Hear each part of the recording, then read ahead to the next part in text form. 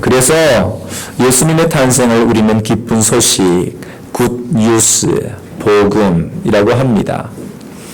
우리에게는 참 복된 소식이고 기쁜 소식인데, 그러나 이 땅을 사는 수많은 사람들에게는 아직도 이것이 기쁜 소식으로 들려지지 않는가 봅니다.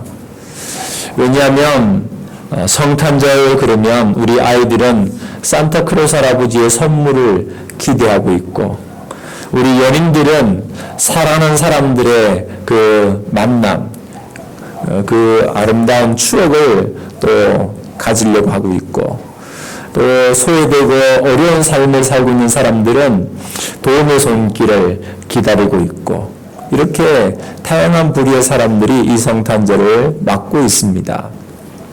길가에 여러분들 아마 다 자선 냄비를 보셨을 것입니다. 12월 되면 자선 냄비가 이제 딸랑딸랑 울리죠.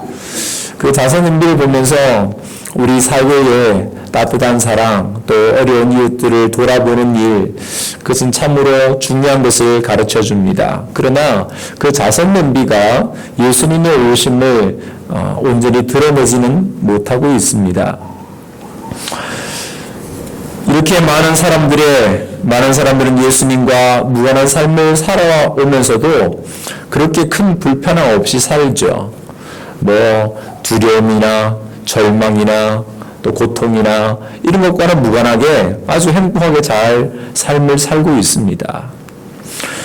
특히 예수님 믿는 사람들 중에서는 자신의 삶에 예수님이 크게 영향을 미치지 못했다 생각하는 사람들은 쉽게 또 주님을 잃어버리기 쉽고요. 또 예수님 믿는 것 때문에 좀 어려움을 당했다, 고통을 당한 사람들은 그만 신앙조차도 포기해버리는 그런 사람들도 있습니다. 우리가 지난번 사랑의 택배에 보냈던 그 선교사님 중에서 파키스탄에 계신 분이 있습니다. 그 선교사님이 이런 문자를 보내주셨더라고요. 제가 잠깐 읽어드리겠습니다. 지난 4월 부활절 아침 특급 호텔과 교회에서 터진 자폭 테러 사건으로 250여 명이 목숨을 잃고 500여 명이 부상을 당하였습니다. 파괴된 호텔 건물과 교회들은 거의 다 수리되고 정상이 되었지만 아직도 테러 피해를 입은 부상자들과 가족들은 신체적, 정신적인 고통을 호소하는 교회 성도들이 많이 있습니다. 며칠 전 현지 신문에는 아직 테러로 인해 신체적, 정신적 고통을 당하고 있는 시온교회, 그 교회 현지 교회입니다. 시온교회의 성도들에 대한 기사가 한 페이지를 장식하여 눈길을 끌었습니다. 기사 내용에는 테러 사건 이후 시온교회에는 더 이상 신도수가 늘지 않는다는 소식을 전하고 있었습니다. 시온교회는 스리랑카 동부 지역에 있는 스리랑카, 파키스탄 아니고 스리랑카입니다. 개신교회 중에서는 가장 큰 교회 중에 하나로 개설해서 성장하는 교회였으나 테러 사건 이후로는 불신자들 사이에서 하나님이 살아계신다면 어떻게 이렇게 테러 사건이 교회에서 일어날 수 있는가 하는 소문이 두루 퍼지면서 개신교의 신자가 되는 것을 꺼려한다는 기사를 읽고 마음이 참 아팠습니다. 지난번 이 스리랑카의 테러 사건이 있었는데 교회와 또 성도들이 많은 피해를 입었습니다. 지금도 여러 부상자들이 치료를 받고 있고요. 그런데 이렇게 회복은 되었지만 교회 건물 다시 짓고 또 병원에 갔던 사람들은 또 치료하고 있지만 그 후유증이죠. 예수를 믿는데 왜 이런 어려움을 당하나? 하나님을 믿는데 왜 하나님께서 이렇게 우리를 보호해주지 않으시는가? 여기에 대한 사람들의 의심, 또 두려움, 언제 또 터질지 모르는 두려움, 이런 것들로 인해서 더 이상 교회가 이제는 복음이 사람들에게 영향을 미치지 못하고 있다고 하는 걱정스러운 마음으로 문자를 보냈습니다.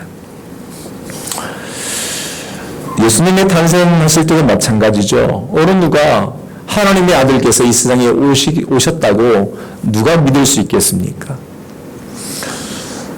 오늘 말씀처럼 그분에 의해서 세상은 만들어졌지만 그러나 이 세상은 그분을 알지 못했다고 했습니다.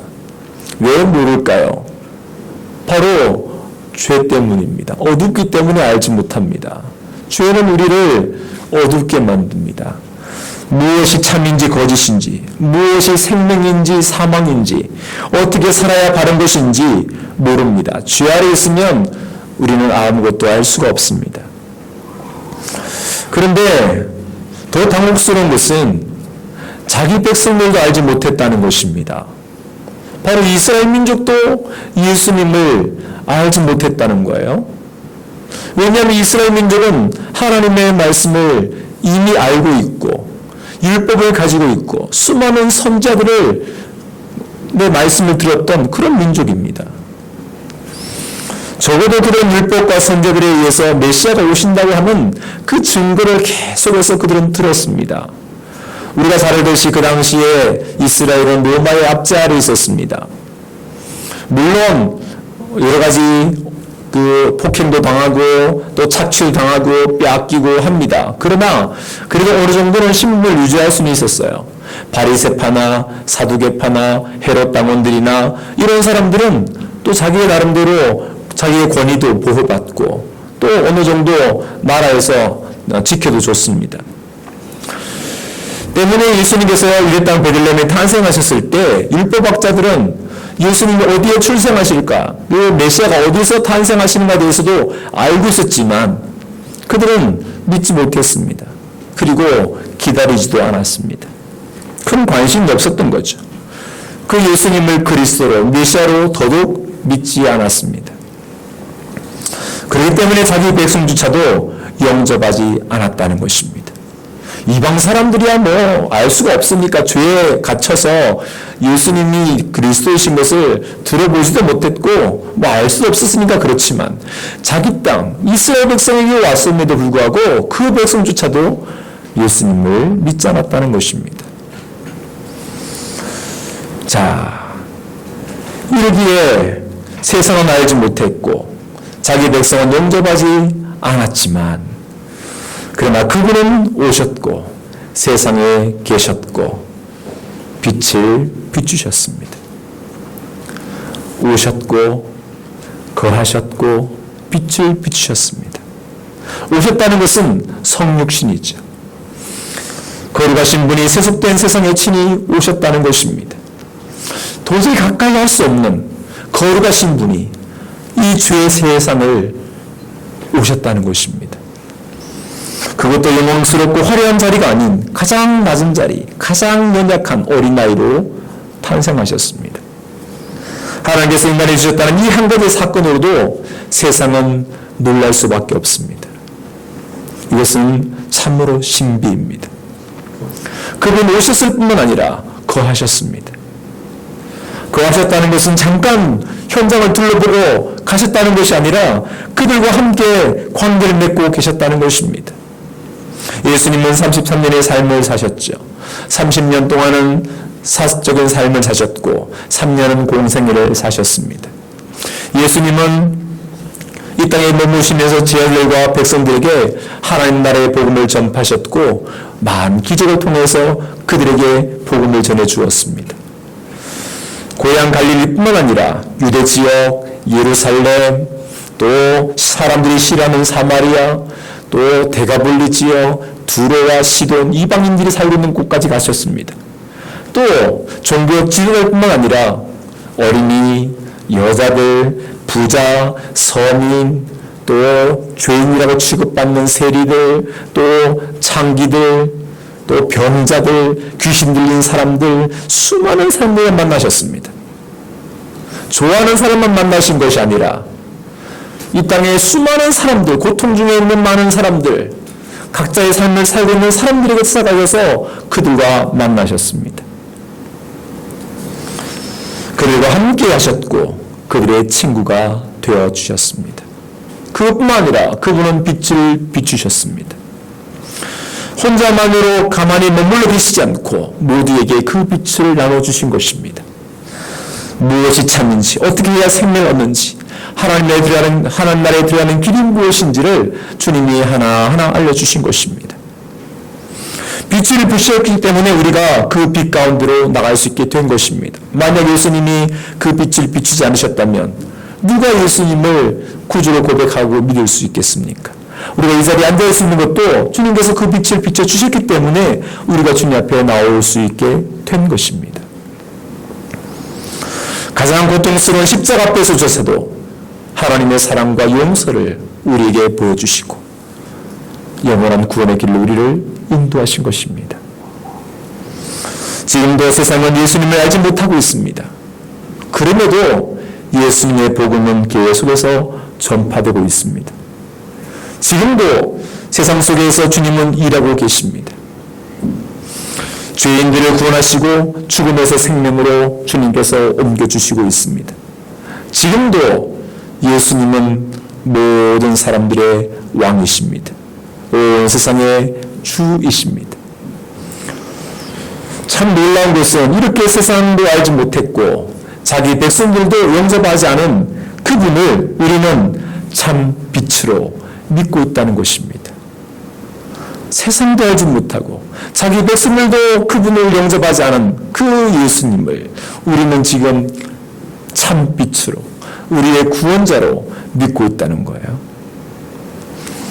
성경은 바로 그 빛을 영접하는 사람들의 이야기입니다. 영접한다는 것은 가까이, 곁에라는 파라라는 단어하고 취하다, 꽉 잡다라는 람바노라는 이 두 가지의 그 단어가 합쳐진 말이 영접입니다. 다시 말하면 이 영접은 내 곁에 받아들이다, 친밀하게 꽉 잡다 이런 뜻입니다. 즉 그 빛 대신 예수님을 내 안에 모시고 그분과 친밀하게 그분을 꽉 잡고 있는 것입니다. 이것이 영접이에요. 오면 좋고 가도 어쩔 수 없고 이것이 아니라 결코 놓지 않겠다고 꽉 붙잡고 있는 것입니다. 어떠한 어려움이 와도 어떠한 시련이 와도 무슨 일이 있어도 그분을 꼭 붙잡고 있는 것입니다. 그게 영접이에요. 예수님을 이 세상에 비추는 참빛으로 그리스도로 메시아로 나의 구원자로 내 안에 받아들이고 꼭 붙잡고 살아가는 사람들, 그들이 바로 영접하는 사람입니다. 그가 바로 그 이름을 믿는 사람들입니다. 여러분 예수님을 꼭 붙잡고 계시는 분이십니까? 무슨 일이 있어도 나는 주님을 절대 놓지 않을 거야. 이렇게 꼭 붙잡고 있어야 합니다. 우리가 살아가면서 많은 시련들이 있고 유혹들이 있습니다. 시련이 오면 두 가지 반응을 일으키죠. 하나는 이제는 예수 못 믿겠어. 이 힘든 거 보니까 예수 믿어도 뭐 나아진 게 없어. 이렇게 생각하고 또 나가는 사람이 있고, 시련이 올 때 더 기도해야지, 더 매달려야지, 더 의지해야지, 더 힘을 내야지 하는 사람이 있습니다. 여러분 어떤 부류에 속해 계십니까? 자, 시련이 올 때 그렇고요. 유혹이 올 때, 유혹은 또 다릅니다. 유혹은 말 그대로 내가 편안하게, 내가 안전하게 아무 어려움 없이 살아가는 것입니다. 꼭 주님을 안 믿어도, 꼭 기도하지 않아도, 꼭 뭔가 의지하지 않아도 내 삶은 전혀 어렵지 않습니다. 여유롭게 하고 싶은 대로 마음껏 살아갈 수 있습니다. 그것이 유혹입니다. 그 유혹 앞에 여러분은 어떻게 반응하고 계십니까? 주님을 잠깐 좀 멀리 떨어뜨려 놔도, 좀 떨어져 있어도 나는 별로 부담감이 없어요, 나는 불편함이 없어요, 이렇게 반응하십니까? 아니면 내가 지금 뭐 하고 있지? 내가 이렇게 살아서는 안 되지? 정신을 차려야지? 이렇게 반응하십니까? 자, 우리는 다른 사람의 이름을 부르는 것이 아닙니다. 우리는 아무나 믿는 것이 아닙니다. 나를 도와줄 신이라면 뭐든지 믿겠어. 절대 아닙니다. 우리는 오직 한 분, 그 이름 예수 그리스도, 그분을 부르고 그분을 믿는 것입니다. 그분이 나의 구원자이심을 고백하는 것입니다. 다른 것은 믿지 않는 것입니다. 오직 예수님만 믿고 그분만을 부르는 우리들이 되기를 바랍니다. 오늘 그런 사람들이 주시는 복이 있죠. 바로 하나님의 자녀가 되는 권세입니다. 한번 따라해 볼까요? 하나님의 자녀가 되는 권세.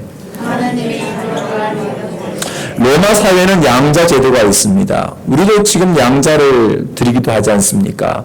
내 자녀가 아니지만, 내가 배 아파서 낳은 자녀가 아니지만 그러나 내 자녀로 입적해 주는 거죠. 받아들이는 것입니다. 그것이 양자인데요. 양자를 받아들이면 자신의 모든 재산이나 또 권위나 그의 어떤 지위나 이것을 다 넘겨주는 것입니다. 내 뒤를 이어서 다 넘겨주는 것이죠. 로마의 네로라는 황제가 있습니다. 그 네로 황제는 글라우디오라는 황제의 아들입니다. 그런데 양자입니다. 글라우디오 황제가 자녀가 없었어요. 자식이 없었는데 네로라는 사람을 자기의 양자로 삼았습니다. 그리고 그에게 황제 자리를 물려주는 거예요. 그래서 네로는 그 글라우디아 뒤를 이어서 로마의 황제가 되어 아주 기독교를 핍박하는 그 일을 하지요. 이처럼 그 자녀는 곧 아버지의 모든 힘과 권위를 이어받는 사람입니다. 우리가 전에는 죄인이었지만 이제는 하나님의 자녀라는 권세를 받게 되었습니다. 예수님을 통해서. 이 하나님의 자녀의 권세는 세상을 창조하시고 세상을 다스리시는 놀라운 권세입니다. 만물을 다스리시는 전능하신 하나님의 자녀의 권세예요. 그냥 비리비리한 어떤 권세가 아니라 온 우주 만물을 창조하시고 다스리시는 하나님의 절대적인 권세, 그 권세를 우리가 받은 것입니다. 마귀도 꼼짝 못하고 세상의 어떤 권위자도 함부로 대항하지 못하는 탁월한 능력과 권세인 것입니다. 예수님이 누구를 만나든 그 앞에서 절절매신 적이 있었습니까? 예수님이 헤롯 앞에도 섰고 빌라도 총독 앞에도 서고 대제사장 앞에도 서고 수많은 사람들 앞에 섰습니다. 그러나 예수님이 그들 앞에서 조금 더 주눅든 적이 있었습니까? 한 번도 없었습니다. 바로 하나님의 아들이시라는 그 권세로 주님은 당당하게 눈 하나 깜빡하지 않고 그들에게 마셨습니다. 그게 바로 하나님의 자녀의 권세입니다. 세상에 힘이 있다고 그 앞에서 우리가 꼼짝도 못하고 굽신굽신하고 천만에요. 우리는 사람을 두려워하지 않습니다. 그렇다고 마귀가 두려운가? 마귀도 두렵지 않습니다. 왜? 예수님이 그 마귀의 권세를 밟아 이기셨기 때문입니다. 그럼 무엇이 두렵습니까? 죽음이 두렵습니까? 예수님은 부활하셔서 죽음도 이기셨습니다. 그러면 질병이 들어오십니까? 예수님은 모든 병자를 고치셨습니다. 우리는 그 주님의 권세를 갖고 있는 사람들입니다. 우리는 이러한 하나님의 자녀라는 권세를 예수를 믿음으로 갖게 되었습니다. 우리 자신에게 한번 말씀해 보셨으면 좋겠습니다. 나는 하나님의 자녀의 권세를 가진 사람이다. 한번 자신을 가리켜서 자, 나는 하나님의 자녀의 권세를 가진 사람이다. 옆 사람에게 당신은 하나님의 권세, 하나님의 자녀의 권세를 가진 사람입니다. 자녀의 권세를 가진 사람입니다. 네. 두려우십니까? 무엇이 걱정이십니까? 앞으로 갈 날이 나는 까마득해, 나는 앞이 캄캄해, 나는 미래가 없는 것 같아. 천만에요. 천만에요. 여러분은 하나님의 자녀의 권세를 가진 사람이에요. 천지를 만드신 하나님께서 내 아버지시고 그분의 권세를 나는 받은 사람입니다. 두려워하지 마십시다. 내일 곧 죽는다 해도 우리는 두려워할 것이 조금도 없습니다. 세상은 알지 못했고 자기 백성은 영접하지 않은 그분을 우리가 어떻게 영접할 수 있었습니까? 오늘 말씀 우리는 그것은 혈통으로나 육정으로나 사람의 뜻으로 하지 않았다고 말씀합니다. 이 말은 다시 말해서 부모님이 잘 믿었기에 내가 하나님의 자녀가 되는 것이 아니라는 것입니다. 우리 가문이, 우리 집안이 대대로 예수를 믿어왔기 때문에 내가 하나님의 자녀가 되는 거야. 천만에요. 하나님께로부터 태어난 사람이기 때문에 가능케 된 것입니다. 때문에 우리가 믿지 않는 가정에서 태어난다 할지라도, 다른 종교를 가지고 있다 할지라도, 심지어 핍박받았음에도 불구하고 얼마든지 하나님의 자녀가 되는 것입니다. 물론 예수님을 잘 믿는 그런 가정들을 보면, 또 대대로 이렇게 신앙을 지켜온 가정을 보면 참 부럽고 정말 복되다 생각됩니다. 그러나 우리가 하나님의 자녀가 되는 그 권세는 그것에서 얻어지는 것이 아닙니다. 하나님께서 나를 사랑하셨고 내가 하나님께로부터 다시 태어났기 때문에 된 것입니다. 하나님께서 나를 불러주셨기 때문에 가능한 것입니다. 예수님의 탄생은 오늘 말씀 육신이 되어 우리 가운데 거하셨다고 말씀합니다. 온 세상을 창조하셨던 그 말씀, 로고스, 그 말씀이 육신이 되셨다는 것입니다. 그 말씀 우리 가운데 오셨다고 말씀합니다. 그분 안에 영광이 가득합니다. 그 영광은 단순히 세상적인 신분이나 권세나 능력의 영광이 아닙니다. 돈이 많기 때문에 영광스러워 보이고 힘이 있어서 영광스러워 보이는 그 영광이 아닙니다. 그것은 바로 하나님 아버지의 독생자 영광이시라고 말씀합니다. 그 어린 아기로 오신 예수님께서는 하나님의 몸으로 가득하시다는 것입니다. 그래서 동방박사가 그 어린 아기 앞에 예물을 드리며 그 앞에 경배하지 않습니까? 이분은 왕이시다, 이렇게 고백하며 경배를 드립니다. 그분 안에는 은혜와 진리가 충만하다고 말씀하셨습니다. 하나님의 사랑이 그 안에 가득하신 분입니다. 그분 우리의 삶을 인도하실 그 길과 진리가 되시는 분이십니다. 우리가 무엇을 어떻게 해야 될지 알지 못하는 때에 주님은 우리에게 길과 진리가 되셔서 우리를 생명길로 인도하시는 것입니다. 사랑하는 성도 여러분, 우리는 이 땅에 살아가는 동안 참 많은 일들을 경험하게 되지만, 그러나 때로는 우리의 삶이 힘들고 어려울 때, 갈 바를 잃어버릴 때 우리는 주님을 다시 붙들어야 합니다. 주님 우리의 빛이시고 우리의 진리시기 때문입니다. 무엇이 정답인지 모를 때, 해답을 찾고 있을 때 주님은 우리의 해답이십니다. 우리의 고민의 해답이십니다. 여러분이 갖고 있는 그 문제의 해답이십니다. 주님을 의지하십시다. 오늘은 성탄절입니다. 이 땅에 낮고 찬한 우리를 위하여 친히 강림하신 주님의 사랑을 우리가 기억하고, 정말 그 구유에 누우신 아기 예수, 그분이 온 세상을 구원하실 우리의 구원자시다, 하나님의 아들이시다, 영광스러운 하나님의 아들로서 사랑과 은혜가 충만하신 분이신 것을 우리 모두가 볼 수 있기를 바랍니다. 무엇보다 나에게 하나님의 자녀가 되는 권세를 주셨습니다. 이제 우리는 영원한 하나님 나라를 상속받게 될 것이고, 하나님 나라의 모든 신령한 복을 다 받는 사람이 될 것입니다. 천사들이 우리의 수종이 될 것이고, 구원의 날까지 우리를 보호해 줄 것입니다. 세상은 하나님의 자녀인 나를 통해서 바르게 변화될 것이고, 내 앞에 복종하게 될 것입니다. 여러분의 세상을 변화시킬 사람들입니다. 우리가 예수 그리스도를 본받아 하나님의 자녀로서의 권세를 바르게 사용할 때 우리를 통해 놀라운 일들이 일어나게 될 것입니다. 우리를 하나님의 자녀로 삼아주신 주 예수 그리스도의 성탄을 기뻐하며 우리가 함께 찬송하며 영광을 돌릴 수 있기를 바랍니다. 그래서 이렇게 소리 높여 외쳐봅시다. 메리 크리스마스.